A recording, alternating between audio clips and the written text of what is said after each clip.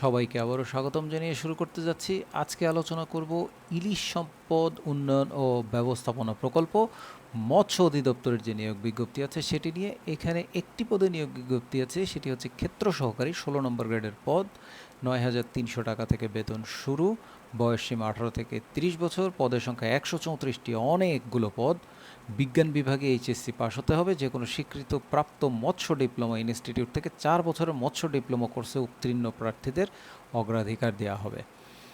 আপনাদের আবেদন করতে হবে অফলাইনে, অনলাইনে আবেদনের সুযোগ নেই। fisheries.gov.bd এই ওয়েবসাইটে আবেদনের ফর্ম পাওয়া যাবে।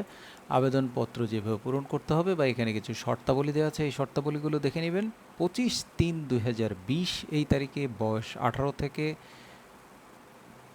32 বছর হতে হবে। মুক্তিযোদ্ধা কোটাপ্রাপ্তি এবং প্রতিবন্ধীদের ক্ষেত্রে সাধারণ ক্ষেত্রে 30 বছর। 5 নং কলামে উল্লেখিত পদ সংখ্যা হ্রাস বৃদ্ধি হতে পারে। প্রকল্প মেয়াদকালীন সময় জুন 2024 পর্যন্ত। সম্পূর্ণ অস্থায়ী ভিত্তিতে উল্লেখিত ক্ষেত্রে সরকারি পদে নিয়োগ প্রদান করা হবে। এটি কিন্তু আপনারা অবশ্যই খেয়াল রাখবেন। আবেদনপত্র আগামী 25/10/2021 অর্থাৎ 25শে অক্টোবর 2021 এই তারিখ অফিস চলাকালীন অর্থাৎ বিকাল 5টার মধ্যে এখানে ঠিকানা দেওয়া আছে, এই ঠিকানায় পৌঁছাতে হবে।